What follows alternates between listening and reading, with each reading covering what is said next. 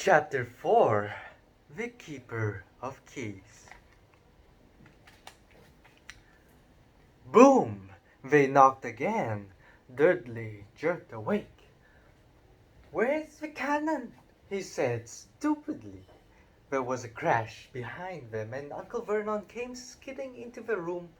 He was holding a rifle in his hands. Now they knew what had been in the long, thin package he had brought with him. "Who's there?" he shouted. "I warned you. I am armed." Then there was a pause. Then, smash! The door was hit with such force that it swung clean off its hinges, and with a deafening crash landed flat on the floor. A giant of a man was standing in the doorway. His face was almost completely hidden by a long, shaggy mane of hair, and a wild, tangled beard, but you could make out his eyes glinting like black beetles under all the hair. The giant squeezed his way into the hut, stooping so that his head just brushed the ceiling. He bent down, picked up the door, and fitted it easily back into its frame. The noise of a storm outside dropped a little. He turned to look at them all. "Couldn't make us a cup of tea, could ye? It's not been an easy journey." He strode over to the sofa, where Dolly sat frozen with fear. "Budge ye great lump," said the stranger. Dudley squeaked and ran to hide behind his mother, who was crouching terrified behind Uncle Vernon. "On here's Harry," said the giant. Harry looked up into the fierce, wild, shadowy face and saw that the beetle eyes were crinkled in a smile. "Last time I saw you, you was only a baby," said the giant. "You look a lot like your dad, but you've got your mom's eyes." Uncle Vernon made a funny rasping noise.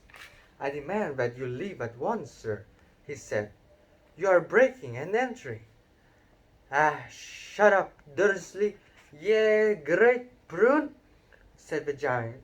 He reached over the back of the sofa, jerked the gun out of Uncle Vernon's hands, bent it into a knot as easily as it had been made out of rubber, and threw it into a corner of the room.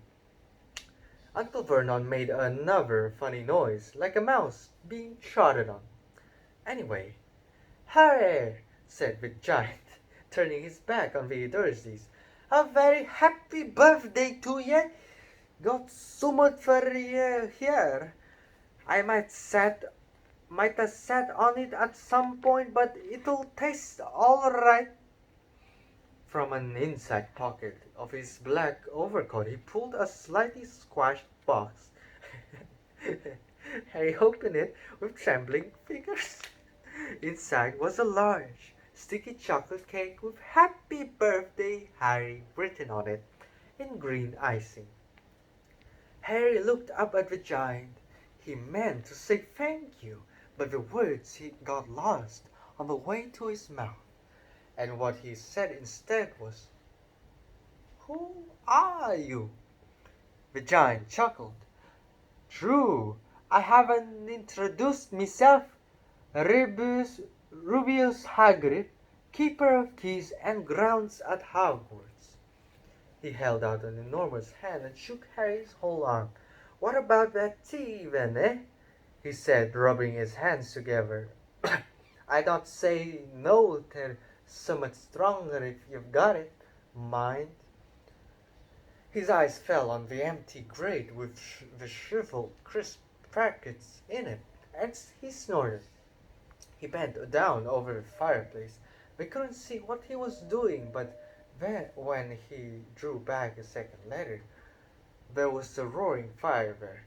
It filled the whole damp hut with flickering lights, and Harry felt the warmth wash over him as though he'd sunk into a hot bath. The giant sat back down on the sofa, which sagged under his weight, and began taking all sorts of things out of the pockets of his coat: a copper kettle, a squashy package of sausages, a poker, a teapot, several chipped mugs, and a bottle of some amber liquid, which he took a swig from before starting to make tea. Soon the hut was full of the sound and smell of sizzling sausage. Nobody said a thing while the giant was working, but as he slid the first 6 fat, juicy, slightly burned sausages from the poker, Dudley fidgeted a little. Uncle Vernon said sharply, "Don't touch anything he gives you, Dudley." The giant chuckled darkly. "You're a great puddin' of a son, don't need fattening any more," said uh, Dursley. "Don't worry." He passed the sausages to Harry, who was so hungry he had never tasted anything so wonderful. But he still couldn't take his eyes off the giant. Finally, as nobody seemed about to explain anything, he said, I'm sorry, but I still don't really know who you are." The giant took a gulp of tea and wiped his mouth with the back of his hand. "Call me Hagrid," he said. "Everyone does. And like I told ye, I'm keeper of keys at Hogwarts. You'll know all about Hogwarts, of course." No," said Harry. Hagrid looked shocked. "Sorry," Harry said quickly. "Sorry?" barked Hagrid, turning to stare at the Dursleys, who shrank back into the shadows.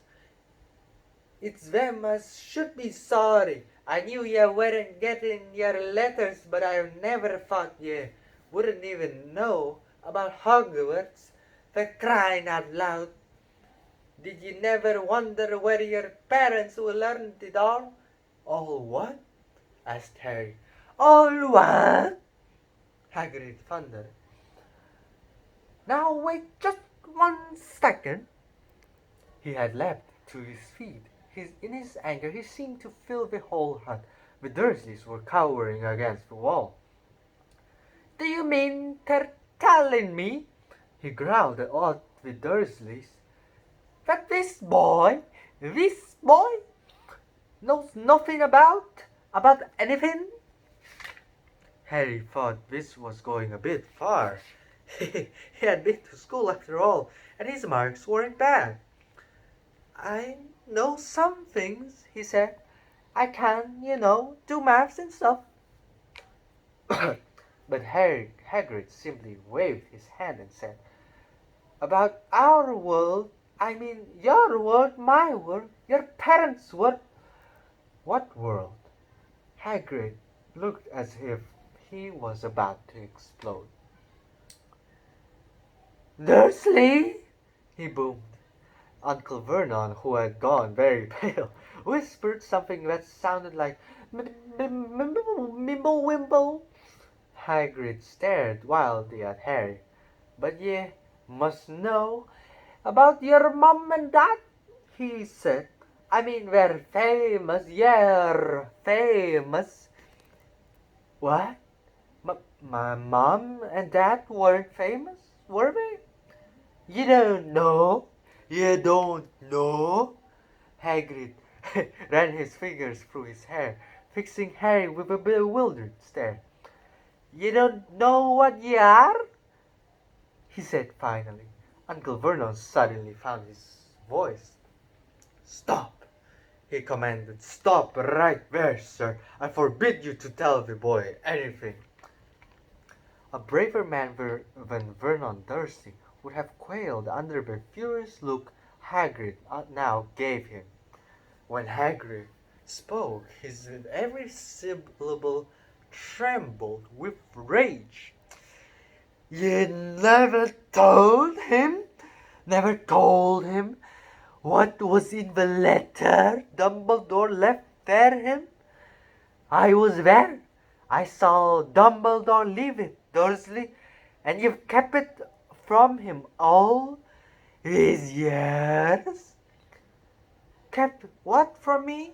Said Harry eagerly. Stop! I forbid you! Yelled Uncle Vernon in panic. Aunt Petunia gave a gasp of horror. Ah, go ball your heads, both of ye, said Hagrid. Harry, you're a wizard!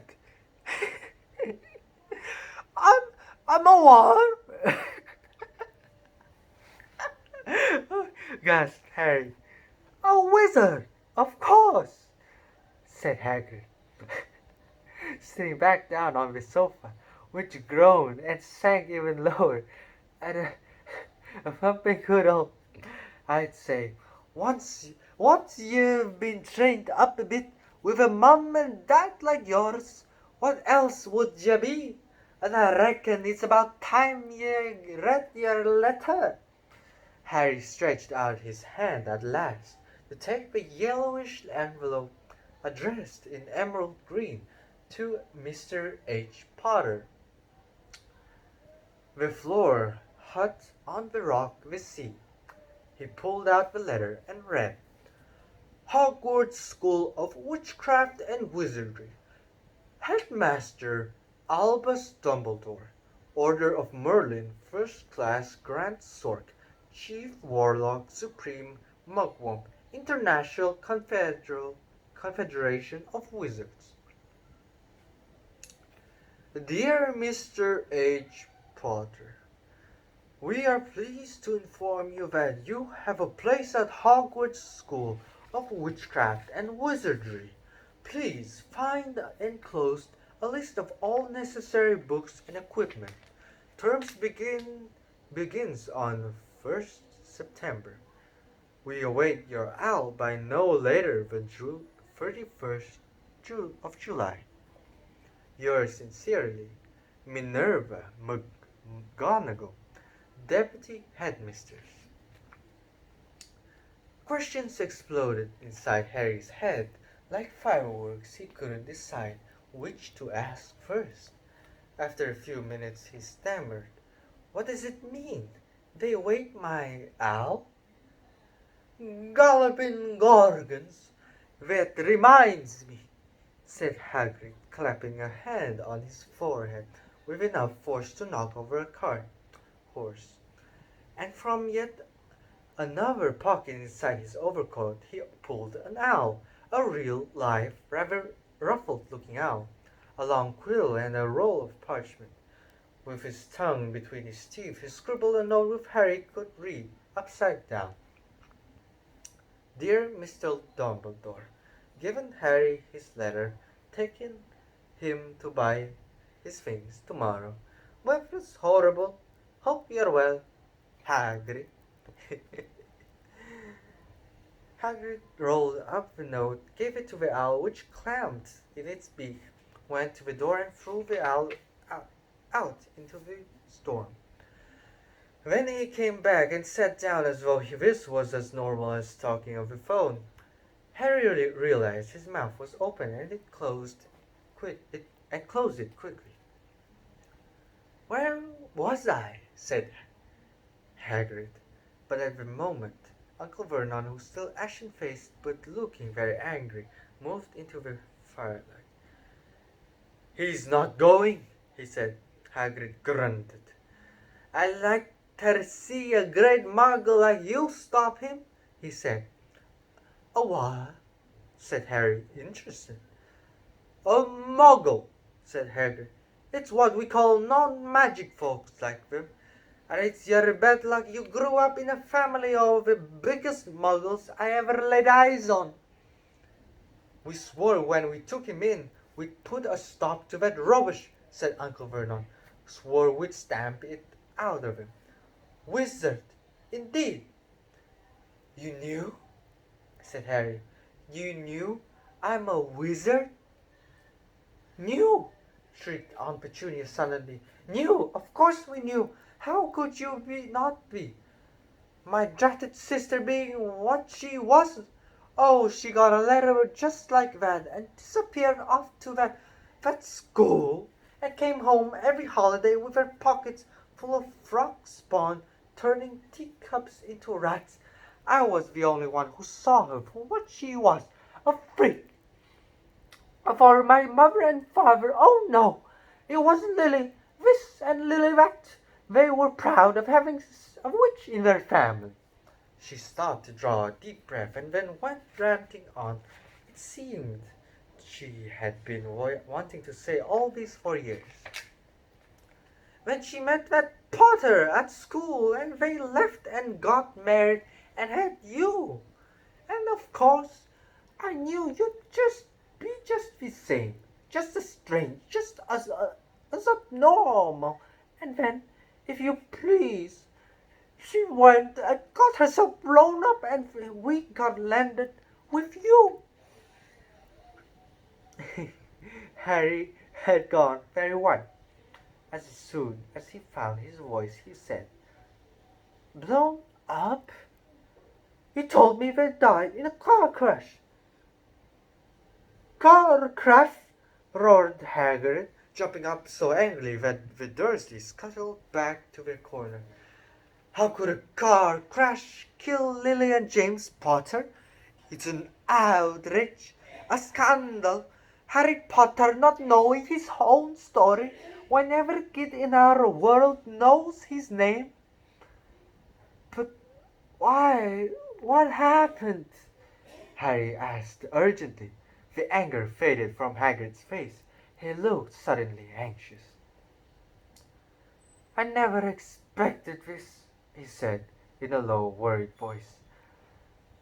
"I had no idea. When Dumbledore told me there might be trouble getting hold of ye, how much ye didn't know. Ah, Harry, I don't know if I'm the right person to tell ye, but someone's got to. You can't go off ter Hogwarts not knowing." He threw a dirty look at the Dursleys. "Well, it's best ye know, as much as I can tell ye. Mind, I can't tell ye everything. It's a great mystery, parts of it." He sat down, stared into the fire for a few seconds, and then said, "It begins, I suppose, with a person called. But it's incredible ye don't know his name. Everyone in our world knows." "Who?" "Well, I don't like saying the name if I can help it, but one does." "Why not?" "Gulping gargoyles. Harry, people are still scared. Blimey, this is difficult. See, there was this wizard who went bad. As bad as you could go. Worse than worse. His name was—" Hagrid gulped, but no words came out. "Could you write it down?" Harry suggested. "Nah, can't spell it." "All right." "Voldemort." Hagrid shuddered. "Don't make me say it again. Anyway, this wizard, about 20 years ago now, started looking for followers. Got 'em too. Some were afraid. Some just wanted to bit all his power. 'Cause he was getting himself power, all right. Dark days, Harry. Didn't know who to trust. Didn't dare get friendly with strange wizards or witches. Terrible things happened. He was taken over. Course, some stood up to him and he killed them. Horribly. One of the only safe places left was Hogwarts. Reckon Dumbledore's the only one you know who was afraid of. Didn't dare try taking the school, not just then, anyway. Now, your mom and dad were as good a witch and wizard as I ever knew. Head boy and girl at Hogwarts in their day. Suppose that mystery is why you know who never tried to get them on his side before. Probably knew they were too close to Dumbledore to want anything to do with the dark side. Maybe he thought he could persuade them. Maybe he just wanted them out of the way. All anyone knows is he turned up in the village where you was all living. On Halloween 10 years ago, you was just a year old. He came to your house and then Harry suddenly pulled out a very dirty, spotted handkerchief and blew his nose with a sound like a foghorn. Sorry, he said, but it's that sad. Knew your mum and dad, a nicer people you couldn't find anyway. You know who killed them. And then, and this is the real mystery of a thing. He tried to kill you too. Wanted to make a clean job out of it, I suppose. Or maybe he just liked killing by them. But he couldn't do it. Never wondered how you got that mark on your forehead. That was no ordinary cut. That's what you get when a powerful evil curse touches you. Took care of your mum and dad and your house, but it didn't work on you. And that's why you're famous, Harry. No one ever lived after he decided to kill them. No one except you. And he'd killed some of the best witches and wizards of the age. The McKinnons, the Bones, the Pruitts, and you was the only a baby, and you've lived. Something very painful was going on in Harry's mind. As Hagrid's story came to a close, he saw again the blinding flash of green light, more clearly than he had ever remembered it before. And he remembered something else. For the first time in his life, a high, cold, cruel laugh. Hagrid was watching him sadly. Took ye from the ruined house myself on Dumbledore's orders. Brought ye to this lot, load of old tush. Uncle Vernon, said Uncle Vernon. Harry jumped. He had almost forgotten that the Dursleys were there. Uncle Vernon certainly seemed to have got back his courage. He was glaring at Hagrid, and his fists were clenched. Now you listen here, boy, he snarled. I accept there's something strange about you, probably nothing a good bidding wouldn't have cured. And as for all this about your parents, well, they were weirdos. No denying it. And the world's better off without them, in my opinion. As for all they got, getting mixed up with these wizarding tags. Just what I expected. Always knew they'd come to a sticky end. But at that moment, Hagrid leapt from his sofa and drew a battered pink umbrella from inside his coat. Pointing this at Uncle Vernon like a sword, he said, I'm warning ye, Dursley. I'm warning you. One more word. In danger of being speared on the end of an umbrella by a bearded giant, Uncle Vernon's courage failed again. He flattened himself against the wall and fell silent. That's better, said Hagrid, breathing heavily and sitting back down on his sofa, which this time sagged right down to the floor. Harry, meanwhile, still had questions to ask, hundreds of them. But what happened to you know who? Good question, Harry. Disappeared? Vanished? Same night he tried to kill you. Makes you even more famous. That's the biggest mystery, see? He was getting more and more powerful. Why'd he go? Some say he died. Caught swallowed, in my opinion. Don't know if he had enough human left in him to die. Some say he's still out there biding his time. But I don't believe it. People who was on his side came back to the house. Some of them came out of kind of trances. Don't reckon they could have done if he was coming back. Most of us reckon he's still out there somewhere, but lost his powers, too weak to carry on. 'Cause something about you finished him, Harry.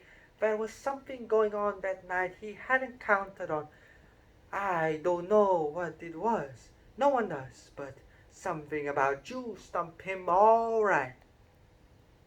Hagrid looked at Harry with warmth and respect blazing in his eyes. But Harry, instead of feeling pleased and proud, felt quite sure there had been some horrible mistake. A wizard? Him? How could he possibly be? He spent his life being clouted by Dudley and bullied by Aunt Petunia and Uncle Vernon. If he was really a wizard, why hadn't they been turned into warty toads every time they tried to lock him in his cupboard? If he'd once defeated the greatest sorcerer in the world, how come Dudley had always been able to kick him around like a football? Hagrid, he said quietly, I think you must have made a mistake. I don't think I can be a wizard. To his surprise, Hagrid chuckled. Not a wizard, eh? Never made things happen when you were scared or angry. Harry looked into the fire. Now he came to think about it. Every odd thing that had ever made his aunt and uncle furious with him had happened when Harry, had been upset or angry.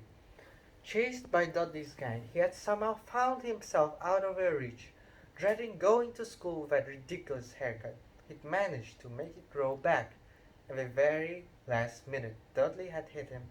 Hadn't he got his revenge without even realizing he was doing it? Hadn't he set a boa constrictor on him?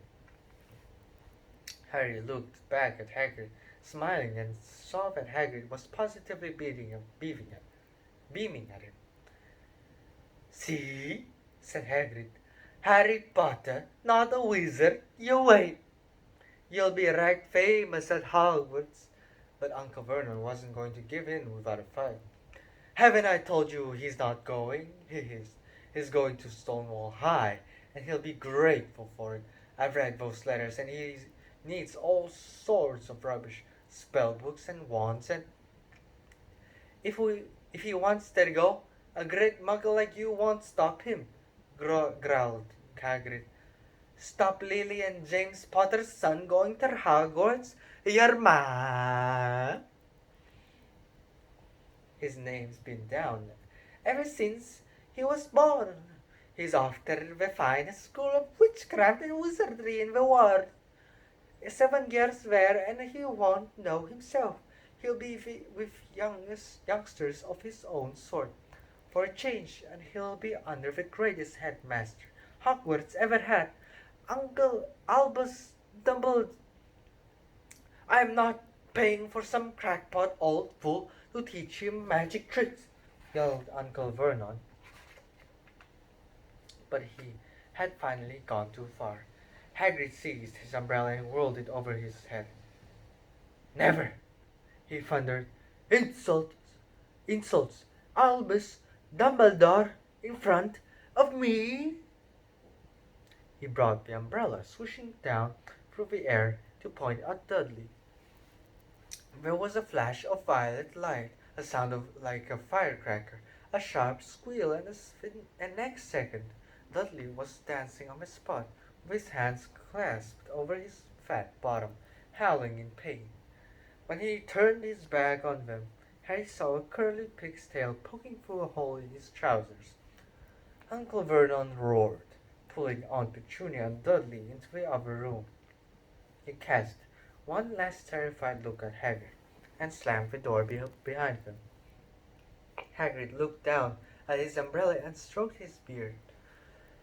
Shoulda lost me temper, he said ruefully, but it didn't work anyway. Meant to turn him into a pig, but I suppose he was so much like a pig anyway there wasn't much left to do. He cast a sideways look at Harry under his bushy eyebrows. Be grateful if you didn't mention that to anyone at Hogwarts, he said. I'm not supposed to do magic, strictly speaking. I was allowed to do a bit to follow ye and get your letters to ye and stuff. One of the reasons I was so keen to take on the job. Why aren't you supposed to do magic? Asked Harry. Oh, well, I was a Hogwarts myself, but I got expelled. To tell you the truth, in my third year, they snapped me wand in half and everything. But Dumbledore let me stay as a gamekeeper. Great man, Dumbledore. Why were you expelled? It's getting late, and we've got lots to do tomorrow, said Hagrid loudly. Gotta get up to town, get all your books and that. Took off his thick black coat and threw it to Harry. You can keep under that, he said. Don't mind if it wriggles a bit. I think I still got a couple of dormies in one of the pockets. The end of chapter 4.